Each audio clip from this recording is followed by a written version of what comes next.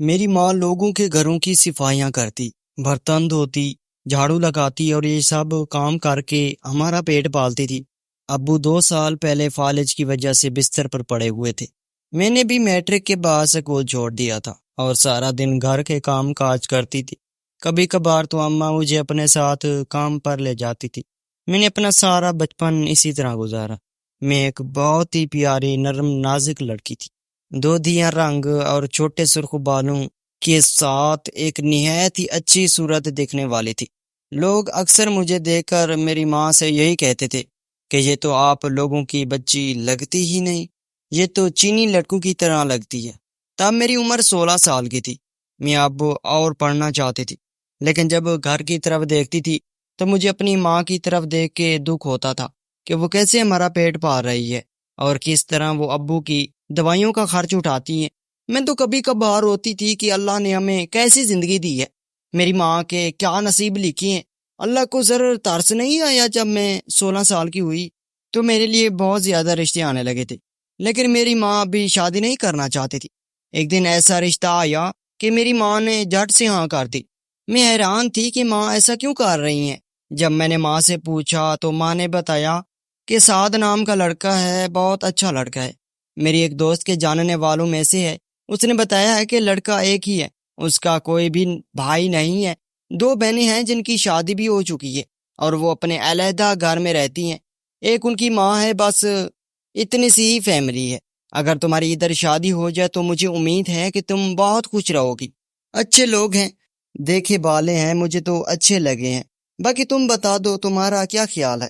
نکاح کے لیے ان لوگوں نے صرف 1 ہفتہ دیا۔ اتنی جلدی نکاح کرنا بھی کچھ سمجھ میں نہیں آیا تھا، لیکن خیر جیسے تیسے کر کے نکاح ہو گیا تھا اور میں ان کے گھر پر آ گئی تھی۔ گھر خوبصورت تھا، 3 منزلہ گھر، ماربل لگا ہوا تھا۔ میں دیکھ کر ایک لمحے کے لیے حیرت میں آ گئی تھی۔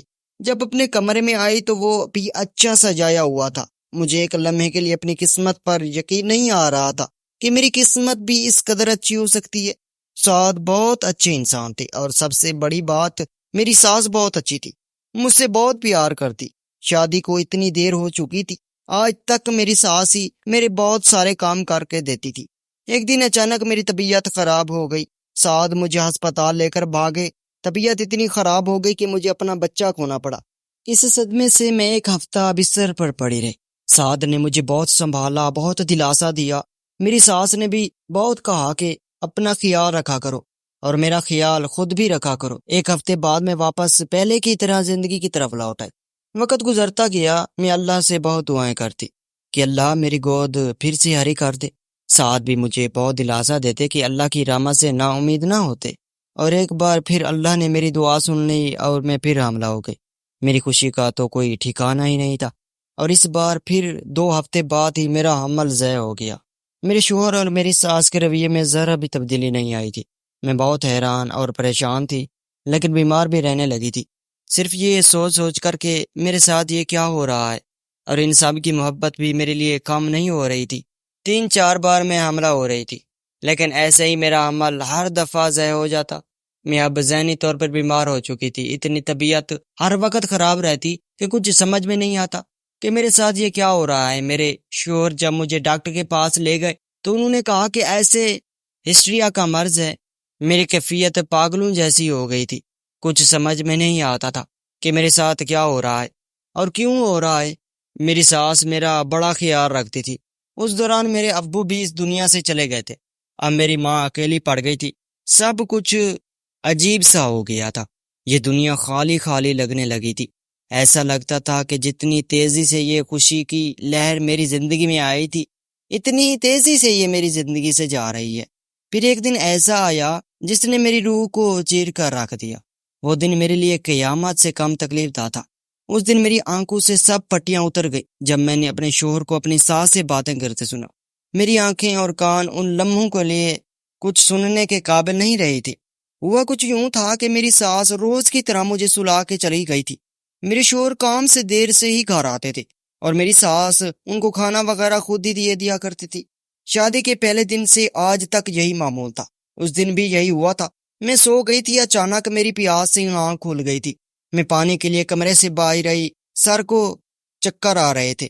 پھر بھی چیزوں کا سہارا لے کر میں کچن میں آ گئی تھی، پانی ڈالا اور کمرے میں آ رہی تھی کہ اچانک ہنسنے کی آوازیں میری کانوں میں پڑیں۔ آوازیں میری ساس کے کمرے سے آ رہی تھی۔ میں کمرے کے پاس گئی اور کچھ سننا چاہا تو کمرے سے میرے شوہر کی بھی ہنسنے کی آوازیں آ رہی تھی۔ میں نے غور کیا تو یہی سنا کہ ہاجرہ، جو میری ساس کا نام تھا، آہستہ بولی، لیلا اٹھ نہ جائے؟ تو آگے سے ہاجرہ کہتی ہے کہ وہ نہیں اٹھنے والے، میں نے نیند کی گولی دے کر اسے سلایا ہے، وہ صبح تک نہیں اٹھے گی۔ یہ سن کر دونوں پھر زور سے ہنسنے لگے۔ میں اتنی بات سنتے ہی گرنے والی تھی، مجھے اپنے کانوں پر یقین نہیں آ رہا تھا کہ آج تک میں نیند کی گولیاں کھاتی رہی ہوں۔ تبھی مجھے صبح سے پہلے ہوش نہیں آتا تھا۔